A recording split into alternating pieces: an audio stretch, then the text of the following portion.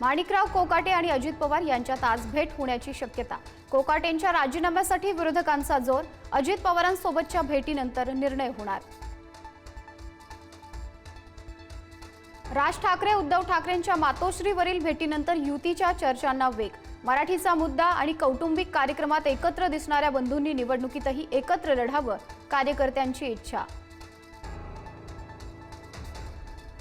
योगेश, चिंता करायचं काम नाही, शिवसेना आणि शिंदे तुमच्या पाठीशी। एकनाथ शिंदेंकडून गृह राज्यमंत्री योगेश कदमांची पाठराखण। मुंबईतल्या डान्स बारवरून कदमांवर विरोधकांचे आरोप। पुण्यातील रेव पार्टी प्रकरणात खडसेंचे जावई प्रांजल खेवलकर अटकेत। राजकीय आरोप प्रत्यारोपांना जोर। महायुतीकडून खडसेंवर हल्लाबोल तर मवियाकडून कारवाईवर शंका व्यक्त। 200 दिवसात मी 2 वेळा मरता मरता राहिलोय। धनंजय मुंडे वंजारी समाजाच्या अधिवेशनात भाऊक। सत्य परेशान हो सकता है, पराजित नहीं, मुंडेंचं वक्तव्य।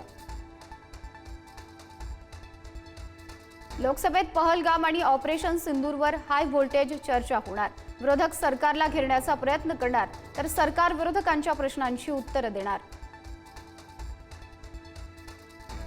भाजपकडून स्थानिक स्वराज्य संस्थेच्या निवडणुकीसाठी जोर। आज प्रदेशाध्यक्ष रवींद्र चव्हाण यांच्या उपस्थितीत वर्ध्यात भाजपची विदर्भस्तरीय मंथन बैठक।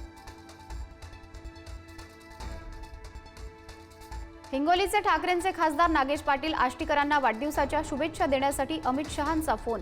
शहांच्या फोनमुळे राजकीय चर्चांना उधाण, नव्या राजकीय बांधणीची ही चर्चा। जालन्यात काँग्रेसला आणखी एक धक्का। कैलास गोरंट्याल मंगळवारी भाजपात प्रवेश करणार। रवींद्र चव्हाणांच्या उपस्थितीत आणखी काही महत्त्वाचे प्रवेश।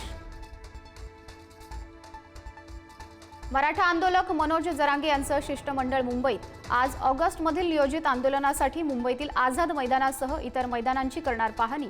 29 ऑगस्टपासून मुंबईत मनोज जरांगे आंदोलन सुरू करणार। 26 लाख लाडक्या बहिणी ठरल्या अपात्र। जूनपासून योजनेचा लाभ थांबवल्याची आदिती तटकर यांची माहिती। निवडणुकीआधी सरसकट लाभ, निवडणुकीनंतर मात्र संख्येला कात्री। कोल्हापुरातील पंचगंगा नदीची वाटचाल इशारा पातळीकडे। पाणी पातळी पोहोचली 35 फुटांवर। नदीकाठची गावं अलर्ट मोडवर। सांगलीत कृष्णेच्या पाणी पातळीत सातत्याने वाढ। कृष्णेची पाणी पातळी 23 फुटांवर। महापालिका प्रशासन सतर्क मोडवर। पुण्यातील भिडे पूल पाण्याखाली। नदीपात्रातले रस्ते वाहतुकीसाठी बंद। काही गाड्या पाण्यात अडकल्या। खडकवासला धरणातून विसर्ग वाढवला। नगरच्या घाटघर परिसरात जोरदार पर्जन्यवृष्टी। भंडारदरा धरणातून विसर्ग वाढवला।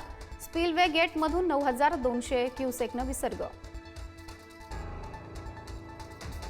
जालन्याच्या बदनापूर तालुक्यात मुसळधार पावसानं शेती पिकांचं मोठं नुकसान। नुकसानीचे पंचनामे करून तातडीने मदत देण्याची नुकसानग्रस्त शेतकऱ्यांची मागणी। पैठणच्या जायकवाडीतला पाणीसाठा 83%, पण मराठवाड्यातील प्रकल्प कोरडेच। मागील 2 महिन्यांत मध्यम आणि लघु प्रकल्पांत जेमतेम जलसाठा असल्यानं चिंता वाढली। आठवडाभर तुफान झोडपल्यानंतर आजपासून पावसाचा जोर कमी होण्याची शक्यता। काही जिल्ह्यात पाऊस विश्रांती घेण्याचा अंदाज।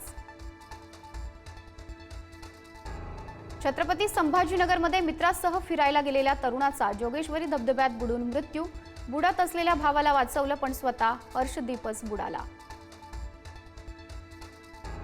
नागपूर आणि भंडाऱ्यात 3 चिमुकल्यांचा बुडून मृत्यू। खेळत असताना खड्ड्यातील पाण्यात बुडून 2 8 वर्षीय मुलांचा मृत्यू, तर भंडाऱ्यात 3 वर्षांचा चिमुकला नाल्यात वाहून गेला।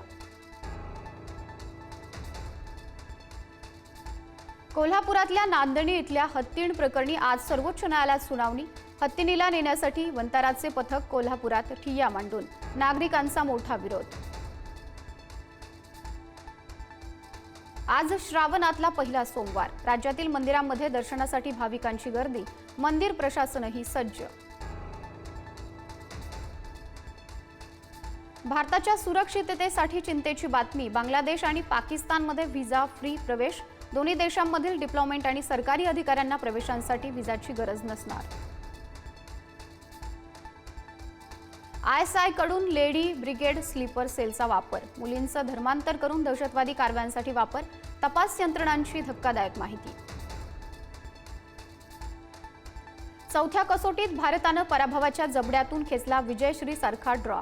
आधी शुभमन गिल, नंतर जडेजा सुंदरनं केला इंग्लंडचा हिरमोड।